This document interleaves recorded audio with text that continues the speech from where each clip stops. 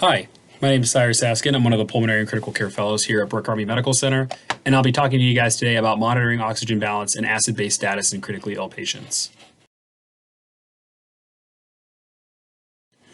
Our objectives for today include outlining the determinants of oxygen balance, recognizing disorders of oxygen delivery, identifying principles and limitations of techniques for monitoring oxygen balance, and explaining the use of acid-base status in monitoring the seriously ill patient. First, let's start with a case. Here we have a 67-year-old female, status post-cholecystectomy 1 day ago. She developed shortness of breath and altered mental status.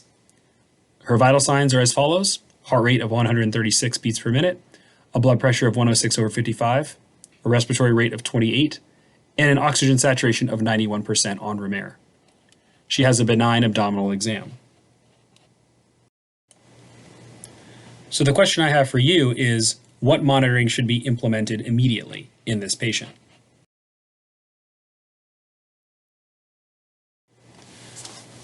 Options that we can consider are blood pressure monitoring, heart rate monitoring, monitoring of the respiratory rate, the patient's oxyhemoglobin saturation, their temperature, and finally, intra-abdominal pressure.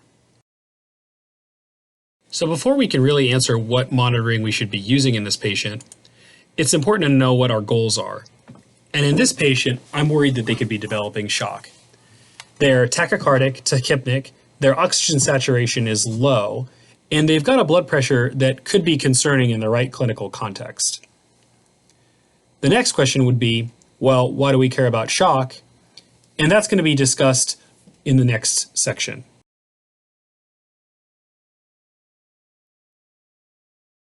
When we talk about shock, what we're really talking about is tissue oxygenation, and unfortunately that cannot be measured directly or monitored. However, we do have certain surrogates available to help us decide whether a patient is meeting their oxygenation needs. In other words, we're trying to determine whether the patient is at an advantageous oxygen balance, or determine whether their oxygen delivery meets or ideally exceeds their oxygen consumption. Really and truly, their oxygen delivery should exceed their oxygen consumption by quite a bit, and that's what we're trying to achieve. However, in critically ill patients, the difference between oxygen delivery and oxygen consumption may not be exactly what you're hoping to get in an ideal setting. Now, as we continue, I want you to consider which component of oxygen balance is more likely to be modified by clinical interventions. In other words, when we're at the bedside trying to make decisions, which side of the oxygen balance scale do you think we would be able to impact more effectively? There are a few determinants of oxygen delivery that we should discuss at this point. The first of which is cardiac output, or blood flow. This is a function of heart rate times stroke volume. The second determinant is the oxygen content of arterial blood. This is comprised of the patient's hemoglobin, the extent to which that hemoglobin is bound to oxygen, i.e. the oxyhemoglobin saturation, and the PaO2. The PaO2 refers to the amount of oxygen that is dissolved in plasma. As you can imagine, this is generally a small contributor to oxygen delivery. However, in cases where the patient may be profoundly anemic, the PaO2 is actually a more important factor and something that should not be overlooked. Here we have a schematic showing how oxygen gets from the environment to end organs. You'll note that oxygen here is being inhaled by the patient. It's traveling through their airways into their alveoli, where oxygen is able to diffuse into the capillaries by way of the alveolar capillary interface. That freshly oxygenated blood is then drained via the pulmonary veins to the left atrium, and then to the left ventricle, and then sent to perfuse vital organs by way of the aorta. You can see here the aorta demonstrated by this kind of curved arrow, which then delivers blood to vital organs. Once you get to the kind of vital organs, the arteries here become arterioles and then subsequently become capillaries, which form capillary beds. And it is at the capillary bed level that oxygen exchange really occurs. Once oxygen has been abstracted from the blood into the vital organs, the venous drainage system takes over and returns that now deoxygenated blood back to the right heart. Here's a schematic showing the difference between arterial oxygen content and venous oxygen content. Here you'll see hemoglobin is represented by this box, oxygen is represented by these little red ovals. And you can see that in these red blood cells, the hemoglobin is bound to 4 oxygen molecules. So you have 2 hemoglobin molecules and 4 oxygen molecules per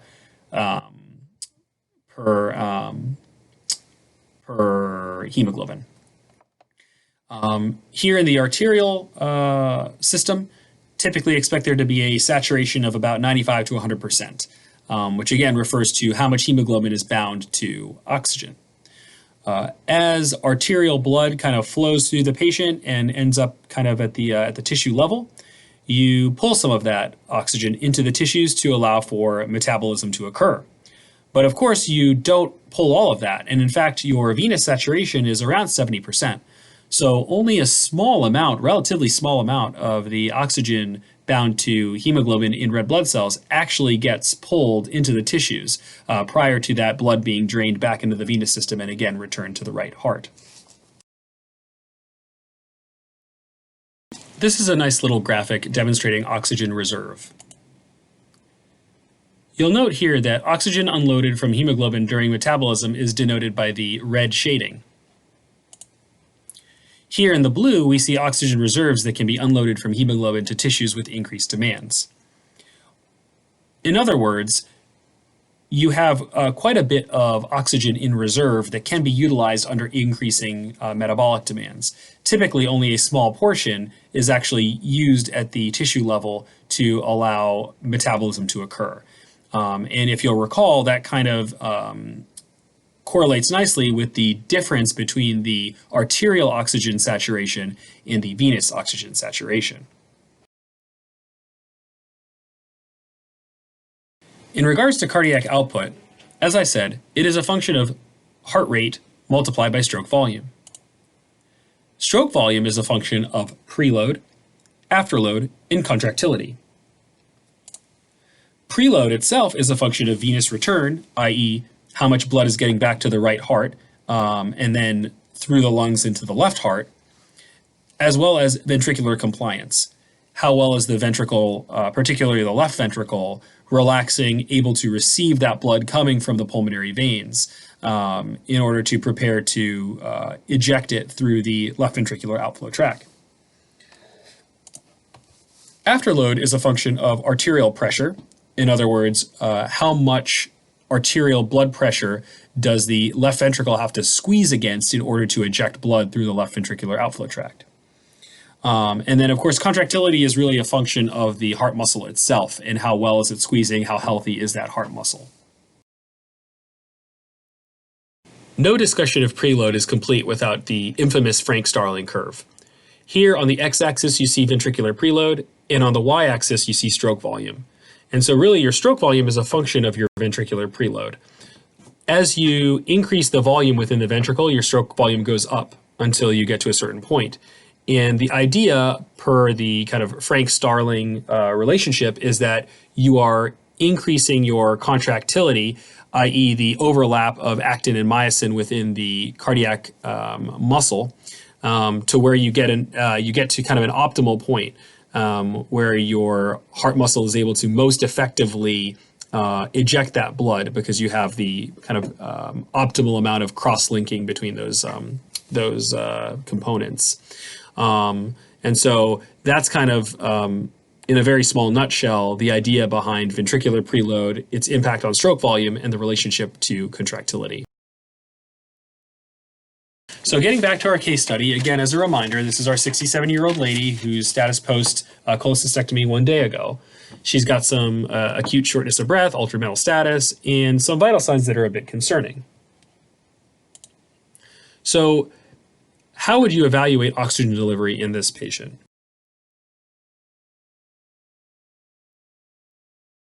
Your options include monitoring their heart rate, their mean arterial pressure, doing a venous blood gas analysis, as well as pulse oximetry. Look at these one by one. Well, the heart rate can be determined by checking the patient's pulse. Telemetry monitoring can do this for you, or of course you can obtain an EKG. Additionally, your pulse oximeter, which is option D, should also give you a pulse rate. The mean arterial pressure is a useful way of assessing afterload. That can kind of give you an idea as to how much pressure the patient's left ventricle has to squeeze against in order to effectively deliver blood to the rest of the body. Your venous blood gas can give you some information that's useful. We haven't really gotten into that quite yet, but that's something that we will talk about a bit further.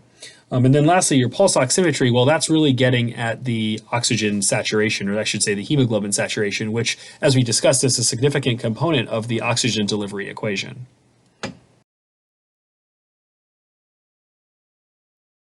Getting back to this case study, and how you would deliver oxygen, how you would determine oxygen delivery in this patient.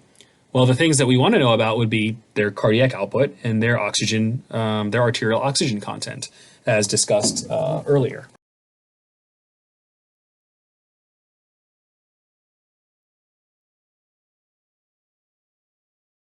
Now that we've talked a little bit about oxygen delivery, I think this is a good time to discuss some terms that can be easily confused. So when we talk about PaO2, for example, that is the, again, the oxygen that is dissolved in plasma, i.e. the kind of oxygen tension. And really, the PaO2 is a function of how effectively the alveolar capillary interface is working to allow blood to effectively receive oxygen from the alveoli. Now, the SpO2, well, that is the oxygen saturation in the arterial blood as measured by a pulse oximeter. In comparison to the SaO2, which is the amount of, or I should say the measurement of oxygen saturation in arterial blood. The SaO2 is measured via blood gas analysis, while the SpO2 is measured by pulse oximetry. The SaO2 is measured from peripheral blood, usually through an arterial puncture. And of course, the SpO2 is obtained non-invasively. One important thing to remember is that the SaO2 is going to measure oxygen saturation for both functional and non-functional hemoglobin, whereas the SpO2 is only going to give you the measurement of oxygen saturation in functional hemoglobin. And then, of course, it's a good thing to know is kind of what could impact the accuracy of your pulse ox.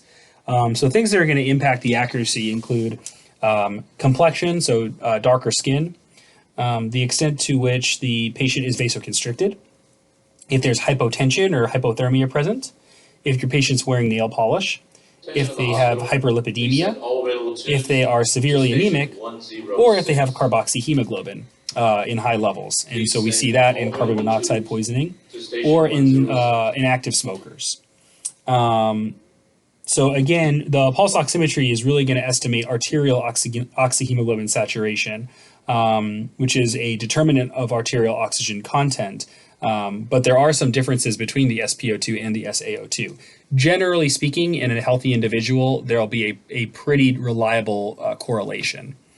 And then it should also be mentioned that heart rate by pulse oximetry must match the ECG heart rate in order to be accurate. So sometimes you'll look and you'll see that the waveform is very poor on your oxygen saturation monitor on that SpO2, and you'll see a saturation in the 30s or 40s, and the patient is maintaining fine and there are no issues. Well, if you take a moment and look at the correlation between that SpO2 heart rate and their actual heart rate, you'll often find that there's a tremendous discrepancy, and that's just because the probe itself may have slipped off the patient's finger or is not well positioned. And so that can be remedied pretty easily just by repositioning the probe. Let's move on to discussing blood pressure measurement. It should be noted that blood pressure is not a direct determinant of oxygen delivery. However, a minimum blood pressure is needed for blood flow. Furthermore, the relationship to cardiac output and systemic vascular resistance, or SVR, does provide some clinical information that is useful. This can be seen through the equation blood pressure is equal to cardiac output times systemic vascular resistance. If you rearrange that equation such that you solve for cardiac output, you can clearly see that blood pressure directly relates to cardiac output. In other words, blood pressure divided by systemic vascular resistance equals cardiac output. So that is another way to view cardiac output and see more clearly the relationship between blood pressure and cardiac output, and of course, consequently, the relationship to oxygen delivery. So when thinking about a patient, it's good to consider what monitoring options there are for blood pressure monitoring, since again, this relates indirectly to oxygen delivery. In the clinic, we often use manual, non-invasive devices, so blood pressure cuff, a sphygmomanometer with a stethoscope. You kind of tighten the cuff, you listen for the initiation of the pulse, and then you wait for it to disappear, and that gives you your systolic and your diastolic. This relies on the skill of the person listening for the blood pressure, and it requires you to have an appropriately sized cuff, as well as being in an environment where you can actually hear the pulse sounds. And sometimes in a busy ICU, that can be difficult, or perhaps in a code situation, that can be very difficult. We also have automated blood pressure cuffs, which work very similarly to the manual ones. The nice thing about the automated cuffs is that they obviously can work without someone actually squeezing the sphygmomanometer. The machine does that for you, and so it frees up your nursing staff. Again, you're limited by cuff size. You've got to make sure you don't have too small or too large of a cuff. Too small of a cuff will overestimate the blood pressure, and too large of a cuff will underestimate the blood pressure. And then when you have patients that are moving around in bed or what have you, it's very easy for that cuff to get dislodged, and then someone has to kind of ensure that it's appropriately refit. In the intensive care unit, we often like arterial lines or catheters that are placed in the radial arteries or the femoral arteries. The nice thing about the arterial lines is they give you a beat-to-beat blood pressure reading. The downside is that you have to have a skilled operator who is able to actually successfully insert the arterial line, so someone who's skilled in arterial cannulation, and then you have to have a nursing staff that is able to hook that up to the monitor and zero it and manage it and ensure that the line is maintained kind of clean and in a position where it can be read. What I mean by that is some of these arterial lines can be positional, and so for example, if the patient bends their wrist or moves their wrist in a particular way, your arterial waveform can be significantly impacted, and that can make it difficult to make decisions. However, in patients who are on vasoactive medications and need those medications to be titrated, particularly if they're on higher or escalating doses, it's quite advantageous to have an arterial line in place, because otherwise it can be very difficult to fine-tune their vasoactive medication needs.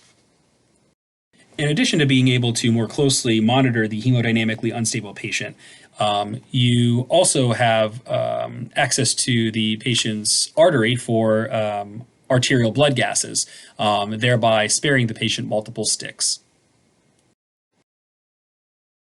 So now that we've discussed the blood pressure monitoring, oxygen saturation, let's get back to our case. So in this patient, an automated blood pressure device and pulse oximeter are applied. We are getting a an oxygen saturation of 91% on room air. We still have that heart rate of 135. The blood pressure now is a little bit lower. It's 96/50. And we've got a hemoglobin of 11.5. So my question is oxygen delivery sufficient in this patient to maintain an adequate oxygen balance? Yes, no, or is more information needed? So again, for review, we have a blood pressure cuff applied, we have an oxygen saturation, a heart rate, a blood pressure, and we do have a hemoglobin. And so the question was, is oxygen delivery sufficient to maintain adequate oxygen balance? So we have some information in regards to the oxygen delivery part of the equation. However, we don't really have any information in regards to oxygen consumption. And so, as you can imagine, more information is needed. To illustrate that, here we have that same graphic that we saw earlier, but you see that oxygen consumption is outweighing oxygen delivery. And so the question becomes, what can we do to determine oxygen consumption at the tissue level? And as I said, we don't really have a great direct measurement that we can utilize in the clinical setting to answer this. And so we have to use certain surrogates. And so some of those surrogates we'll discuss is the central venous oxyhemoglobin saturation, or the SCVO2, as well as the serum lactate.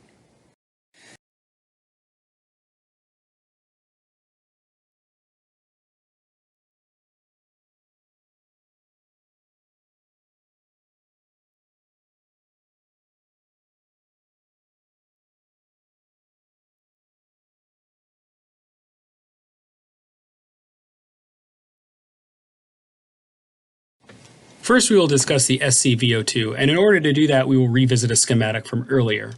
As you recall, we've got the arterial circulation on the right and the venous circulation on the left. In between, you have the tissue represented by the two parallel lines. As we all know, blood travels via the arterial circulation to the tissue where oxygen is extracted. The oxygen saturation in the arterial blood is about 100%. After tissue extraction is complete and oxygen is withdrawn from the arterial circulation, the venous circulation returns that blood back to the right side of the heart. You'll see that the saturation, which was 100%, is down to about 65 or 75%, meaning that some, but certainly not all of the oxygen was extracted by the tissues. And this is fairly normal. A normal central venous saturation should be around 65 to 75%. Now that we've looked at the prior image, we can take a look here and have a better understanding as to what a low SCVO2 truly means. So as you'll recall, oxygen travels through the lungs. You've got the alveolar capillary interface here, and then that freshly oxygenated blood is drained via the pulmonary vein. The oxygen content there is a function of your oxygen saturation as well as your hemoglobin. That blood, delivered to the left ventricle, then travels through the aorta into the capillary beds. And this is where cardiac output plays a role. So anything that's going to reduce your oxygen content, either impacting the SaO2 or the hemoglobin, or anything that impacts your cardiac output, such as an acute MI or a septic cardiomyopathy, is going to have an impact on your oxygen delivery. Assuming oxygen consumption at the tissue level stays the same, that consequently means that the oxygenation of your venous return, your SCVO2, is going to have to be reduced because you're using the same amount of oxygen, but you're delivering less. Another way your SCVO2 could be reduced is if you have an increased utilization of oxygen at the tissue level. So perhaps a hypermetabolic state may do that. Examples of this may be fever, burns, agitation, or increased work of breathing. So, in other words, a low SCVO2 can be a surrogate for either increased oxygen consumption at the tissue level or decreased oxygen delivery. And furthermore, those are not necessarily mutually exclusive, so you could have both of those things going on, and that would be reflected in a low SCVO2. Now, there are also cases where you can have a normal SCVO2, but that may not be reassuring. For example, in a septic patient who may have impaired oxygen utilization due to their profound inflammatory response in the setting of a significant infection, they may not be utilizing oxygen as they normally would, which might result in a normal or supernormal SCVO2. This is classically referred to as a high output state, where their cardiac output and their oxygen delivery may be great, but they're just not utilizing oxygen physiologically. Additionally, in the setting of cyanide poisoning, inhibition of cytochrome C oxidase, the last enzyme in the electron transport chain, can result in reduced oxygen consumption and a normal or supernormal SCVO2 that is not reassuring. Lastly, any condition that really prevents oxygen utilization, such as mitochondrial defects, would result in a normal or oftentimes supernormal SCVO2, which would portend badness. Perhaps one of the most controversial measurements in critical care is the measurement of serum lactate. So to a certain degree, lactate is the product of anaerobic metabolism with cellular hypoxia. And elevated concentrations may suggest inadequate oxygen supply, but can also be a function of drugs or a function of hepatic dysfunction. We do know that there's a relationship between increasing lactate and mortality. And what I often tell residents when I'm working in the ICU is that an elevated or rising lactate portends badness. Now, it should be noted, however, that an elevated lactate concentration may indicate inadequate oxygen balance in critically ill patients, but it's neither sensitive nor specific because there are other etiologies of an elevated lactate. And in fact, some would argue that the extent to which anaerobic metabolism occurs in the critically ill is maybe not quite as significant as what we've traditionally thought. And so what I mean by that is, for example, we know that adrenergic agents such as norepinephrine or epinephrine, whether they be exogenous or endogenous, stimulate the beta adrenergic receptor, which through a cyclic AMP mediated mechanism increases the conversion of glycogen to glucose, or the breakdown of glycogen to glucose, thereby facilitating glycolysis. Glycolysis results in the production of pyruvate, which eventually enters the TCA cycle. However, if you are performing a great deal of that chemical reaction, i.e. if you have a significant sympathetic surge, then some of that pyruvate actually gets shunted into lactate by way of lactate dehydrogenase. And then that lactate gets shunted over to the Cori cycle to produce more glucose. So that is a case where you're actually not necessarily producing lactate in the setting of,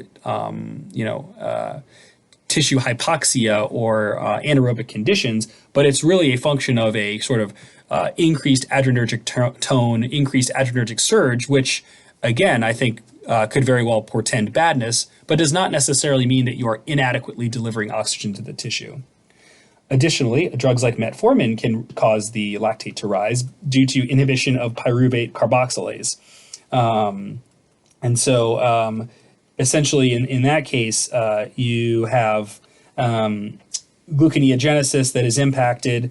It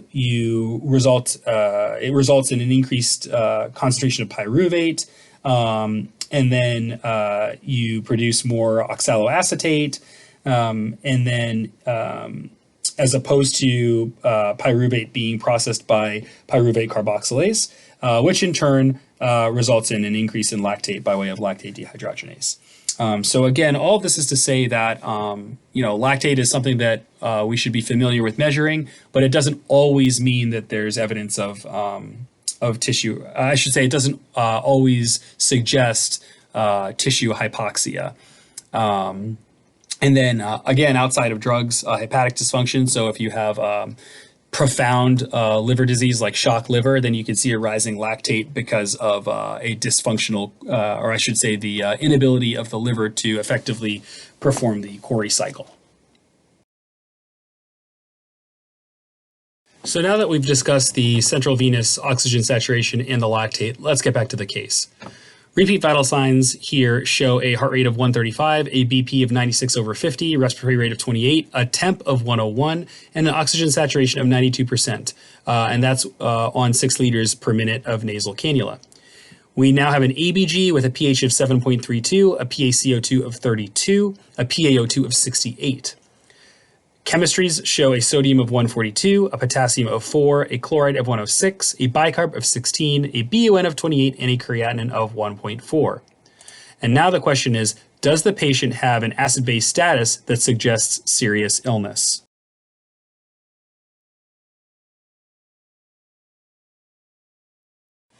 So now we introduce one of my favorite parts of critical care, which is acid-base analysis. And I say so somewhat tongue-in-cheekily because I know that this can also give us all a little bit of heartburn. But really, if you follow an algorithm or have a kind of method to approach these questions, they're really not so bad. So really, we need to determine the overall acid-base condition in this patient, determine if they're acidemic or alkalemic. We then need to determine if the process is primarily a metabolic one or a respiratory one. You can then try to look more carefully and determine if it's an acute or chronic process, if it's a respiratory disturbance. And then if it's a metabolic disturbance, you want to know if there's respiratory compensation or not. And then it's also important to calculate an anion gap when we see it, particularly when we see an acidosis. So again, pH is 7.32, PaCO2 of 32, PaO2 of 68, and we have a sodium of 142, a potassium of 4, a chloride of 106, and a bicarb of 16. So first we have to ask ourselves, is this acidemia or alkalemia? Well, a normal pH is around 7.35 to 7.45 for an arterial pH. At 7.32, we are acidemic. And the next question is, okay, is this a metabolic acidosis or a respiratory acidosis? Well, we typically think of a normal bicarb as being around 24. And this patient's bicarb is 16. We also note that their PaCO2 is not elevated. If anything, it's actually a little on the low side. And so really, when we look at this patient and ask ourselves whether this is a respiratory and metabolic process, we can say confidently that this is a metabolic process. Next, you're going to have to ask yourself, okay, if it's a metabolic process, is there adequate compensation? So we do that, or we assess that by way of Winter's formula, which for a metabolic acidosis is 1.5 times the bicarbonate plus 8 plus or minus 2. And that's what's going to give us our predicted PaCO2. So if you do that, you come up with 32, and lo and behold, that is exactly what this patient's PaCO2 is. So the answer is yes. They are adequately compensating for their metabolic acidosis. The next thing we need to do is consider the anion gap. So as you'll recall, the equation for anion gap is sodium minus the chloride plus the bicarb. In this patient, that would be 142 minus 122, which is 20. A normal anion gap in most patients is going to be around 12. However, that does change in patients who have hypoalbuminemia. So for example, if the anion gap is, if the albumin in a patient is 2, then we would expect that their anion gap would decrease by 2.5 to 3 for every 1 gram decrease in albumin. So again, if we've got an albumin of 2, normal serum albumin is around 4, and so if we do the math, we figure out that that person's expected anion gap should be around 6 or 7. Now, it's important for us to all take a moment and recognize the fact that metabolic acidosis is an indicator of serious disease. And I believe that this is something that you will discuss or have discussed in the assessment of the seriously ill patient. So this metabolic acidosis and this anion gap is something that we definitely want to pay attention to. And so whenever we have an anion gap or a high anion gap metabolic acidosis, what I like to call a HAGMA, I think it's important to have a mechanism for evaluating that mentally, kind of figuring out why this elevated anion gap is present, why this acidosis is present. So some people, the kind of old teaching would suggest use of the mnemonic mud piles or mud pilers. I'm a fan of the mnemonic gold mark, and you can certainly Google those. They're readily Googleable. But really, whenever we have a patient who's presenting like this, febrile, a post-operative patient who could certainly have been infected by something, one of the first considerations we need to work through would be a lactic acidosis. And so I would argue that a patient like this should definitely have a serum lactate checked, and we typically will do that off of the a venous or an arterial blood gas. So you're patting yourself on the back for figuring out this patient's acid-base status, and all of a sudden you hear from the nurse that the patient is decompensating. You go to the room, their oxygen sats are bad, and you decide you need to take their airway. The patient's now intubated, they're on an FiO2 of 60%, and they're satting 95%. You place an ART line, and you transduce a blood pressure of 92/54, and you also place a central venous catheter where you're able to transduce a CVP of 10 and determine the SCVO2 is 60%. You also draw a lactate, and that lactate is 6 millimoles per liter. So we've got this high anion gap metabolic acidosis, an elevated lactate, and so you're kind of thinking, okay, well, maybe that's why they've got this, this acid-base derangement. You note that their SCVO2 is a little on the lower side, and then you also see this CVP of 10. And so what are you going to do with that CVP? And more specifically, does the CVP measurement indicate that this patient needs more intravenous fluid? So here your answer choices are yes, no, and cannot be determined. So looking at this case, you'll note the CVP is 10. And really, a normal CVP is somewhere on the realm of 2 to 6. So at face value, you may see that number 10 and say, okay, well, their CVP is elevated. Their tank must be full. And so there really isn't an indication to give them any sort of volume. The issue with that is the literature doesn't really support CVP as being a surrogate for fluid responsiveness. And so, the answer of should I give this person fluid resuscitation or further fluid resuscitation based on their CVP is maybe. So then the question becomes, what other monitoring methods can help in determining fluid responsiveness? So one thing you can do is look for a variation in systolic blood pressure, pulse pressure, or stroke volume.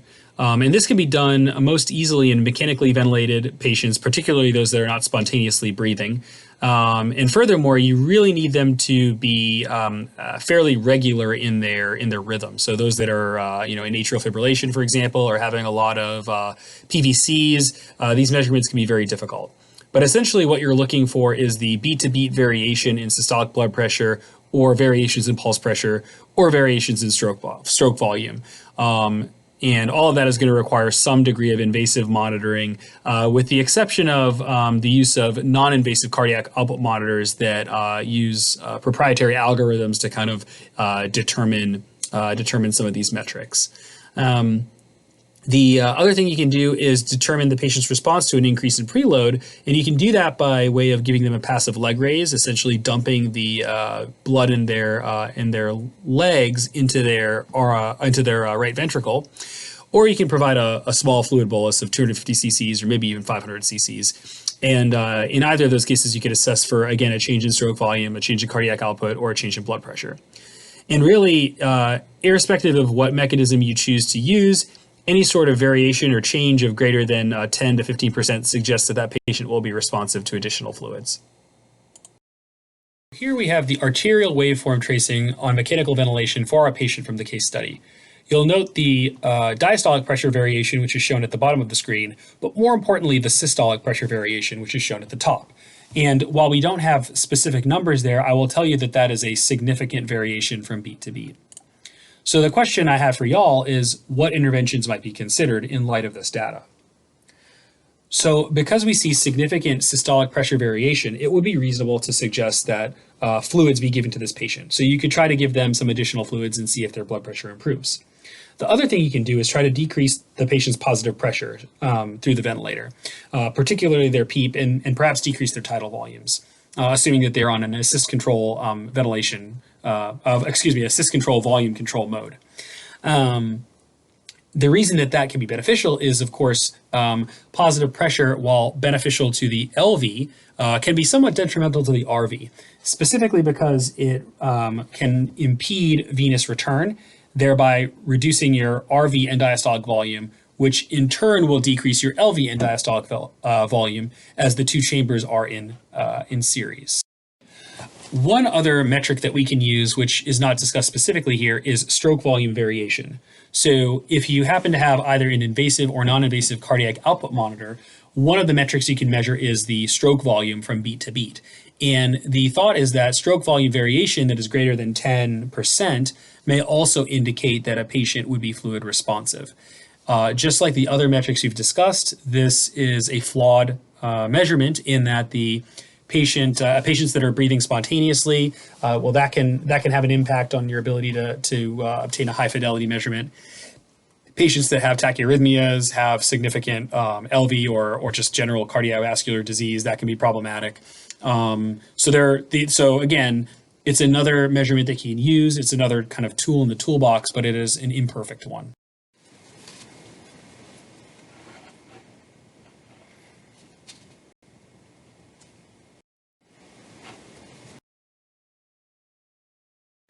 So in this patient, what interventions might be considered? Well, given what we've just discussed, administration of IV fluids and a decrease in PEEP or tidal volume would be appropriate. So with that, we come to our key points for the lecture. Oxygen delivery is dependent on cardiac output and arterial oxygen content, and we saw that when we looked at the DO2 equation. Hemoglobin is the major contributor of oxygen for tissue demands, which is why the oxygen saturation, or the SpO2, is such an important measure of a patient's ability to deliver oxygen to their tissues. Normal filling pressures may not indicate adequate preload volume. ScVO2 and lactate are useful measures of global oxygen balance, but I would say that those should not be viewed in a vacuum. Additionally, low ScVO2 values suggest oxygen imbalance. In other words, the oxygen delivery is insufficient to service the needs of the patient at that given time, or their oxygen demand is starting to outstrip their oxygen delivery. Pulse oximetry values do not necessarily reflect the adequacy of oxygen delivery, particularly because they don't take into account oxygen consumption. Arterial cannulation is preferred for blood pressure monitoring in unstable patients. Again, that's because of the need to potentially titrate vasoactive medications and have kind of higher granularity with respect to monitoring their blood pressures. Systolic blood pressure, pulse pressure, or stroke volume variation in fluid responsiveness may help optimize cardiac output and oxygen delivery. And lastly, assessment of acid-base status may suggest specific diagnoses and/or interventions. That is the last slide that I have for you. I hope that this was informative, and I look forward to seeing you show off your skills in the intensive care unit. Thanks.